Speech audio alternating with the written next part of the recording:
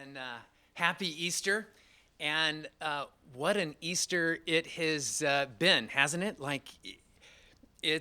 Even the space we're in right now is just kind of reflective of all that we've been in. I think, Mac, just not too long ago, and it hit me this morning that like March was like one of the longest years I have been in a long time. And all of a sudden, it's like we just got to April, and yet it's like we're halfway through April. And it's like we're in this blurry space that is so strange. And as I was thinking and processing about that more this past week, and thinking about that space, I started thinking about just like putting myself in my own shoes like 5 weeks ago. Just 5 weeks ago, what was I thinking about, and what did I see coming forward into this spring? And as I processed that, it's amazing how much has changed. Like 5 weeks ago, one of the things that I know I was looking forward to and my family was looking forward to is going to my son's graduation. He graduates from college this year, and both of his grandfathers were going to be there and family, and we were going to come together and just have this chance to celebrate his graduation. And of course, like that all changed in the blink of an eye, didn't it? And I mean, he's going to graduate, and I am so proud of him. Like he's going to graduate with a 4.0. Like, did not get that from me, but it's like he's going to graduate, but he's not going to have that graduation because all of this just changed. It's kind of like a storm that just rolls through, and in a matter of minutes or moments, it just changes the whole entire landscape. And there's something that all of us have faced in this that has just, it's been like that storm front that has rolled through, and it's changed the whole landscape that we're in. It's like we're in this space where it's blurry and a little scary, and we're not sure what to do with all of it. And I was just wondering this for you as well. Like, take a minute. Think back just 5 weeks ago. Like, think about where you were 5 weeks ago and what you were seeing in front of you. You know, 5 weeks ago, some of you were probably excited about like March Madness, and like that's gone away. 5 weeks ago, you could have walked into a store and, I don't know, gone down the aisle and just like bought toilet paper if you wanted. Like that was a thing 5 weeks ago. You could do that. And now it's like things just continue to change in all of this. You know, 5 weeks ago, I looked this up. There was one case of the coronavirus, one known case of the coronavirus in Pima County. In New York, New York City, there was only 25 cases. And when I looked at it this morning, it's like almost approaching 100,000 cases. And it's like we're in this space where our entire world has changed. And so, like, how has your world changed in just the last 5 weeks? Because you probably have found yourself in this strange space that's filled with unknowns, that's filled with some uncertainties, that's filled with some things that are scary. And there's so much of this that's like hard to know how to move forward. I was in a Zoom meeting this past week. In fact, I've been in a lot of Zoom meetings. I didn't know what a Zoom meeting was 5 weeks ago, but suddenly I'm in tons of them. And there was one in particular where I was in a Zoom meeting with a group of probably 40, I don't know, maybe 50 pastors from all over the state of Arizona, and just grappling with everything that's going on. And the subject came up about Easter because Easter was coming up, and you could tell so many of them were lamenting that as we're coming to Easter, that like all the plans that people had been putting together, that churches were putting together, like couldn't happen. And there was this lamenting and even making plans for like, maybe there's something big that they could do in August or something for Easter. And part of the lament was, it's like there's this kind of tragedy that in the middle of this pandemic, of all the times, it would land right over the top of Easter. And it struck me a little funny, just listening to it all. And then I found myself in another meeting with a number of our staff and pastors, and just examining like how would we shift and what would we do to make Easter happen. And there was like this totally different approach and mindset that came to it that just, like, in a way, it lifted me up. It kind of inspired me for what today is really all about. And instead of lamenting this idea that Easter landed in the middle of a pandemic that has thwarted our plans and the beautiful things that we would plan, it was a mindset that looked at this and said, in the middle of a world that is hurting, in the middle of a whole world sitting in this unknown space, there couldn't be anything more beautiful than the picture of Easter that could anchor people in this world in the midst of a pandemic. And that all of a sudden, it became this very different kind of mindset in this. And so thinking about Easter in all of this, I think the thing that I would want you to know, and as we look at this, you know, the message of Easter, like, it could not be more timely than for a time such as this. Like, it is the message that we need most. And so I want to just like talk a little bit through that, the message and the story of Easter. You know, of course, it kind of starts off with this idea of Palm Sunday. And you know, when you read about Palm Sunday in the Bible, people are excited and there's all this enthusiasm and his followers are there. The disciples know that something big is going to happen. But of course, as that week unwinds, you get to Good Friday. And by the time you get to Good Friday, Jesus has been arrested. By the time you get to Good Friday, he has been arrested, he has been convicted, he has been mocked, he has been beaten, and he's crucified. And he dies on this cross. And you can just feel like that storm front that just comes in, and all of his followers, like, this is not the thing that they thought was going to happen. And Friday is this like dark moment. I want to read to you a passage that describes how Friday ends in this. And this is out of the Gospel of Matthew. And this comes to the very end. Jesus has died. They've taken his body off of the cross. And there's a man by the name of Joseph of Arimathea who's going to take his body. And it says this: Joseph took the body, wrapped it in clean linen cloth, and placed it in his own new tomb that he had cut from the rock. He rolled a big stone in front of the entrance of the tomb and went away. And catch this: Mary Magdalene and the other Mary were sitting there opposite the tomb. And that's how Friday ends. Like, Jesus dies. And Friday ends with these two ladies that loved and adored Jesus. They had followed him. And he is put in a tomb. And the stone is rolled in front of it. And you can just kind of picture their dismay as they sit there across from the entrance to that tomb. And that's how Friday ends.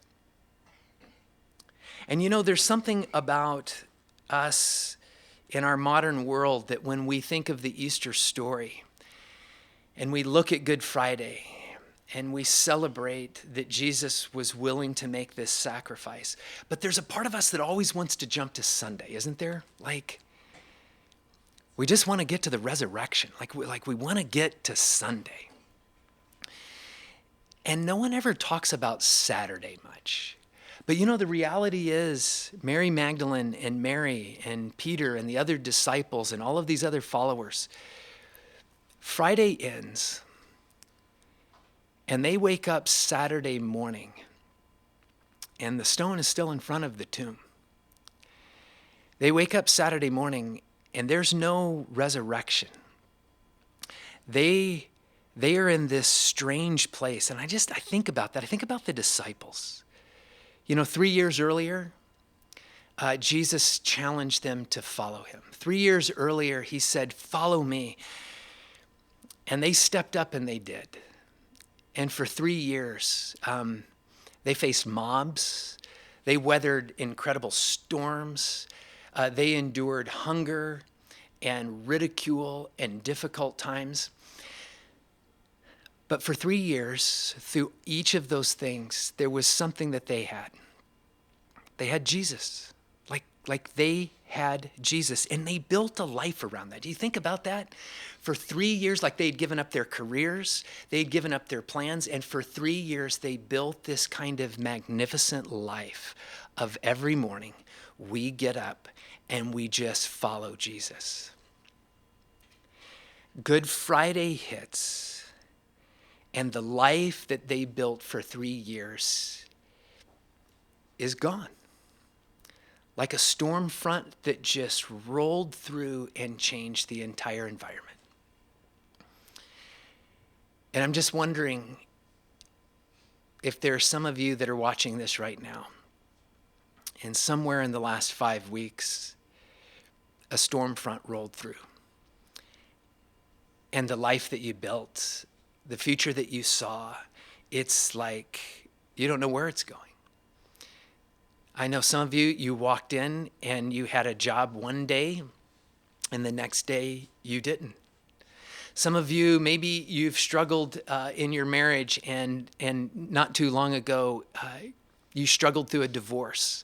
And now you're sitting here and it's like something about just coming off of the divorce and now being in this place of social isolating. It's like more isolating than you've ever experienced in your life.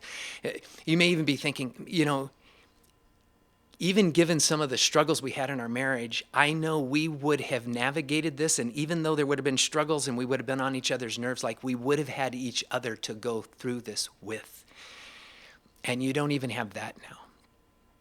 And others of you, I'm sure that like it's the opposite. Like suddenly, like you've got adult kids that had to move back into the house, and the house is full. And instead of people going their own way to school or work every day, everyone is doing school and work from home. And maybe at first it was like kind of like this is kind of fun, and we're here and together, and my spouse is with me.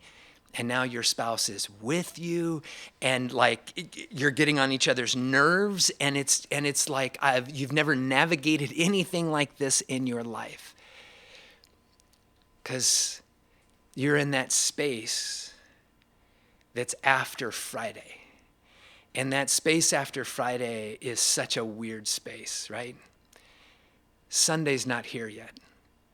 And yet you're in that space of the unknown and what's happened. And as I processed this a little this week, one of the things that hit me about this is, why didn't Jesus just come back on Saturday, right? Like I think he could have if he wanted. Like he's God. And there's a part of me that just thinks that would have been such a great idea. I think about those two ladies sitting across from that tomb, and I think about the heartache.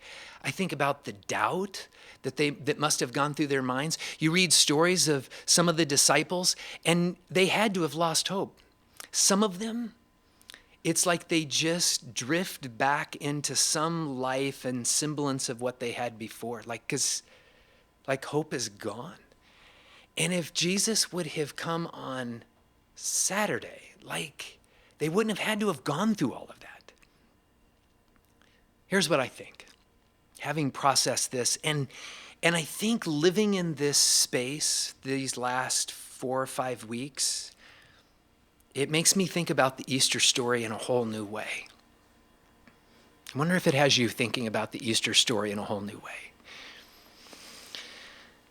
Because I think about that space between Friday and Saturday, and there's something about that I think when Jesus waited till Sunday, I think it's because he had more in mind than just Mary Magdalene and Mary and the disciples and his followers. I think he had you in mind. And I think he had me in mind. I think he had a world of people that he knew were going to come after Mary and Peter and all the other disciples. He knew that there was going to be a world of people that were going to follow. And they too would find themselves stuck in a Saturday, in a world that got turned upside down. And because he could wait till Sunday and show that there was resurrection for everyone that was stuck in that first Saturday, you know what that means? That if you or me, if we find ourselves on the other side of Friday, stuck in a Saturday where the world has come apart and we've lost our bearings, that the resurrection of Jesus Christ is for us too. Like the thing that all of us need to know most is that the resurrection is coming, that Sunday is coming, and it's coming for you, and it's coming for me. The Easter story is like this beautiful reminder that the story isn't over in your life.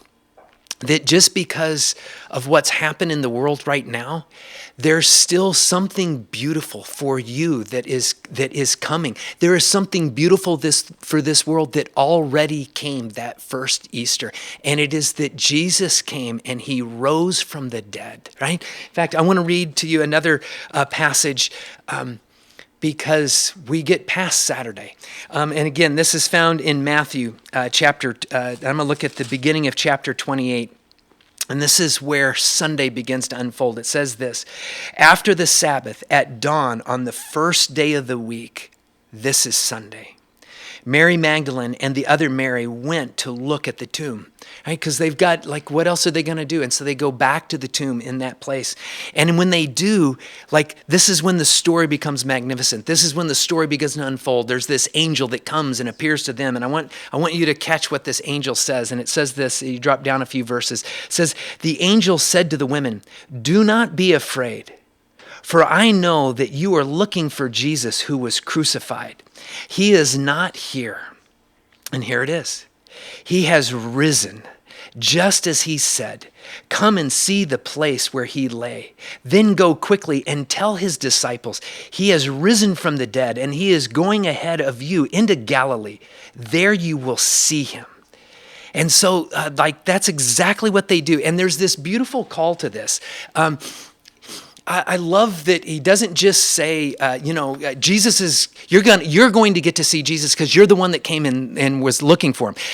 He actually says, there are those other disciples, those other followers, and they've lost hope. They're struggling. They're scattered all over the place. You go and find them, and you tell them too that Jesus has risen from the dead. And it is this beautiful picture of resurrection for everyone in this. It is resurrection for those of you that find yourself stuck in just a kind of loneliness that wants to overwhelm you. It is resurrection for those of you who have struggled with a spiritual journey your whole lives. And maybe now you just feel like more than ever, like a spiritual life is not something for you. It is resurrection for those of you that have lost hope. Because hope can be resurrected in all of this. So if you find yourself stuck in that place of uncertainty, like the thing that we want you to know, and it is the reason we're in this home, the thing that we would want you to know this Easter, especially given what is happening in our world, it is, and can I tell you this? It is the reason I watched a number of people throw equipment in the back of trucks. Why there was a meeting at 10 minutes to go, and the power goes out, and everything just says, this doesn't work. There was this spirit that came that was just like, there is not going to be anything that is going to keep us from telling people and letting you know that the resurrection of Jesus Christ is coming and has come. And his resurrection is for you. It is why we're here in a living room with things strewn all over the place. It is for you, friends, and for those of you who need it the most. And so I want to just speak to two groups of people here just quickly. First, it's to this group. Some of you, it's like you don't know that Sunday is coming, There's never been that moment where you have actually trusted your life in this beautiful, unique way. You know, the earliest followers of Jesus Christ, when you read through the New Testament, they never looked at the resurrection of Jesus Christ as like a proof text of his power. They never looked at it as just being, wow, Jesus did this amazing thing, overcoming death so that he could prove how powerful he was. I want you to get this. Those earliest followers of Jesus looked at the resurrection of Jesus Christ as something that was for them. They looked at it and understood that when Jesus rose from the dead, he was inviting them to experience resurrection in their own lives. That is what lit them up. And if you have never trusted your life to Christ, the resurrection is for you. It is not just some fancy parlor trick that Jesus did. It's not something that he did to just prove that he was God or to prove how powerful he was. He did it because he knows that all of us get stuck in Saturdays and we need Sunday. We need that resurrection. So I'm going to just do something real quickly here. If you've never trusted Christ to resurrect your spiritual life, to find hope and salvation and relationship for all eternity with Jesus, I want to invite you to do that right now. And I'm not using magic words. I'm just going to pray through the simplest prayer right now of inviting Jesus and his resurrection into your heart and your life. So if you want to do that right now, I'm going to ask you you can bow your heads, you can close your eyes, you can leave your eyes open, but just pray this prayer with me right now. Jesus, I just come before you right now, and I want to experience your resurrection in my life. I want to become your follower, and I want to experience a relationship with you for all eternity. As one who will come to know you more and more.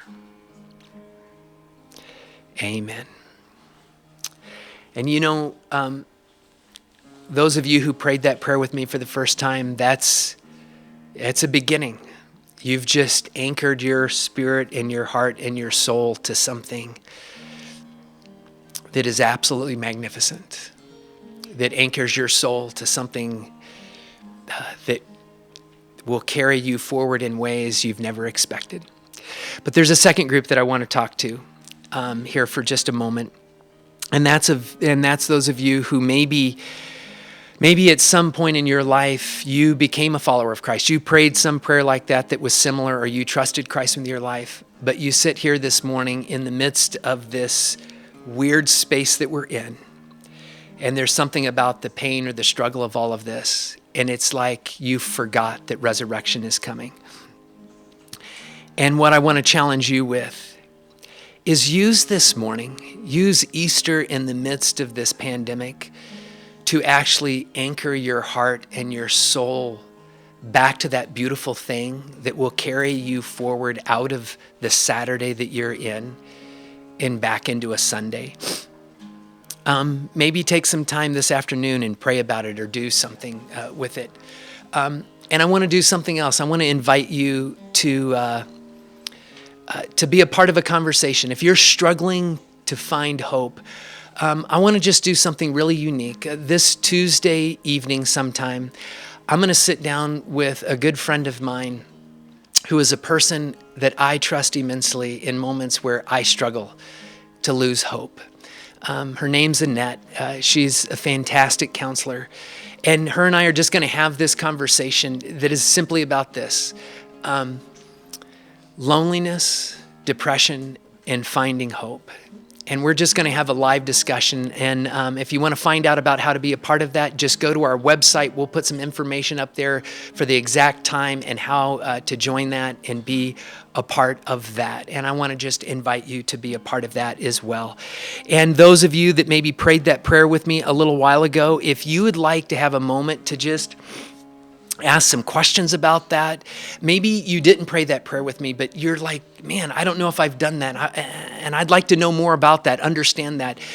We're actually going to go live again right after this service. And we're going to text. And if you want to be a part of that, in fact, if you want to just hand that to me, you can just do that right now. Because we're improvising right now. I'm going to hold this. You can text Easter to that number right there. And I'm just going to hold this for a moment because I've never done this before. But this way, right here, down. Just in front of the mic. Okay, right there. And what I'm going to do is just, again, we're just going to go live, and I'm going to invite some of our pastors. I think Seth Kramer Kelly is going to be there, and I'd love to just share a few things with those of you who made that decision or have questions about it.